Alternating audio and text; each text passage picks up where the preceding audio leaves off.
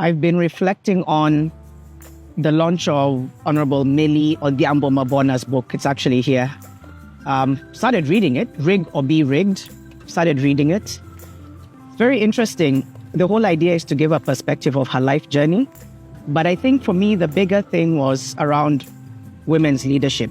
I mentioned when I did the last post that I wasn't sure what to expect, and I wasn't sure about how I would react to some of the people who are going to be present in the room, if I'm to be very honest, because there's a lot of leaders present right now, and more so those who are in the room, that a lot of us are not a fan of.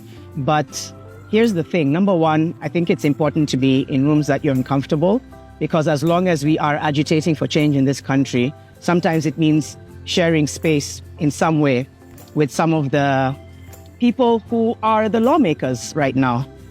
But the bigger thing that I reflected on, I think, is the role of women's movements. I moderated a panel that had Rachel Shebesh, Mesula Lesuda, Bina Maseno, Betty Murungi, and a fire student called Lydia. Fire. She just took the mic and she's like, this is my spot. As a student leader, this is what we are asking for. And listening to them talk about the journey of women's movements, women's leadership. By the way, I'm heading to Njeri's kibanda. I was told I kuna ujipoa, organic food. So Cyrus will let me know when I need to pull over, because I be craving uji, guys, for no particular reason. Actually, I have a reason, but I'll tell you soon.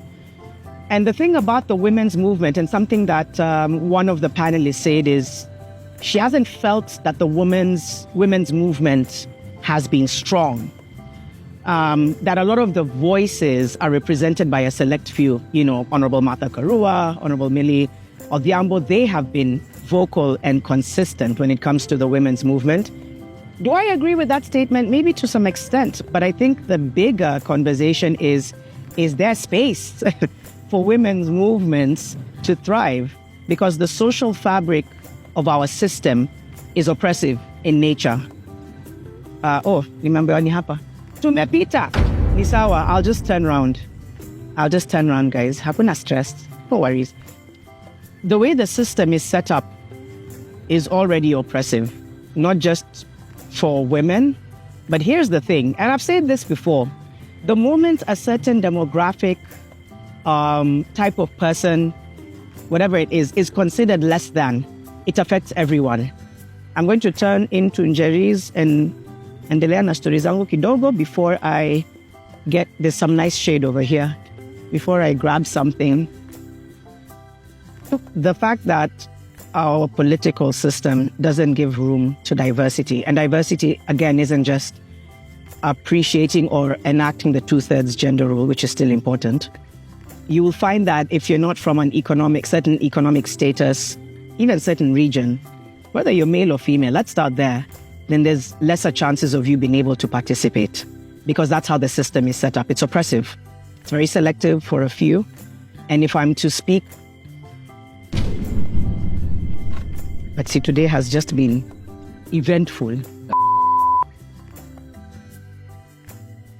When it comes to what we're witnessing in Kenya, which is the emergence of movements that are youth-led, women-led, human rights-led, it's important that we recognize it's an integration of different ideas, different thoughts, different people, different genders, different tribes. And I think that's why there's such a unified call around it, because it's fighting an oppressive system that exists, a system that doesn't give room for people who don't look or sound a certain way.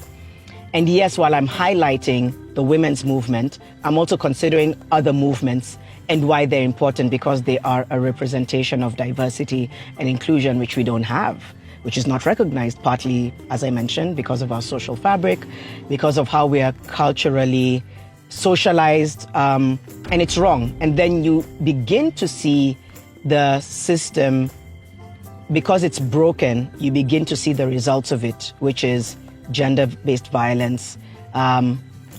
You begin to see businesses being affected. You begin to see a different status of people being affected all around, because it all stems from a broken system. Women's representation is critical because 50% of the world's population is women. And when you hear people talk about the importance of women being included in politics, for example, women vying for certain seats and the right women, because there's also some women who are sympathizers of patriarchy and they have messed things for us. So I'm talking about women who have sustained momentum for the rights that we all deserve, men, women, boys, girls, all of us. But then they agitate for women's rights because some of the things we deserve are different just based on how we are designed. One of them being menstrual equity. That's something that needs agitation. Access to menstrual products, access to reproductive health and rights services and information. That's something that's pretty much specific to women. By the way, I completely appreciate that different countries have complex layers, whether it's around their economic status, whether it's around politics. But Rwanda is an example of a country that has achieved gender parity. And what happens then is that you're able to hear certain rights being addressed because the lens of the population is represented. Globally, there's other examples. Kenya, we have very vivacious, powerful women. Some have quiet power, some have strong power, but it's power. And if I'm to give an example of Honorable Martha Karua, a lot of us will agree that she's really agitated for change for a long time. Just the other day, when we were at the event for Honorable Millie, she'd come from the court to really push for activists to be released, and then she came for the event. She walks the talk. And I think there are many Millies and many Marthas, but will we ever get to see them? Or will we continue to see a system that uses a lot of bullying, violence, sexualization, all of which these women have talked about? There's mini documentaries online where you can trace the journey of a lot of our political female leaders and just listen to some of the things that they've had to go through just to get to where they are and even to sustain it. The panel also had people like Bina Maseno. So Bina, Shiko Kihika, Nerima, these are up-and-coming leaders. They're younger, but can we create space for, I love how Bina put it, to co-lead with those who've come before us? Because every generation needs to be on the table.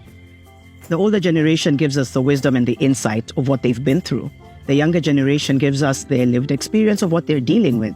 There is room for everyone in the women's movement. There's room for every gender and demographic, but I think we have to push for it. We have to push for the 2/3 gender rule. I know it sounds cliche and annoying, but it makes sense when you understand that if you have the right women leading movements, being in politics, being given spaces to lead, then you're able to bring up a population that is still bedeviled by some of the world's most pressing issues: FGM, child marriage, gender-based violence, period poverty, illiteracy. All of these issues still hold back women and girls in a huge way. And even though we have male allies who have continued to push for change in those places, women who have been able to live through this and understand it from a lived experience, or even just understand it from the mere fact that they are women, can give it a bit more gravitas. That's what I truly believe. So let's unpack the women's movement. Let's understand the importance of it being there and the importance of how it's been able to move progress forward for a lot of countries, not just ours. And let's try and address the issue of what we need to rethink when it comes to the women's movement, how it can be more unified. This is It's Official with Janet Mbugua. Let's keep the conversation going. Let me head out to taste Njeri's food.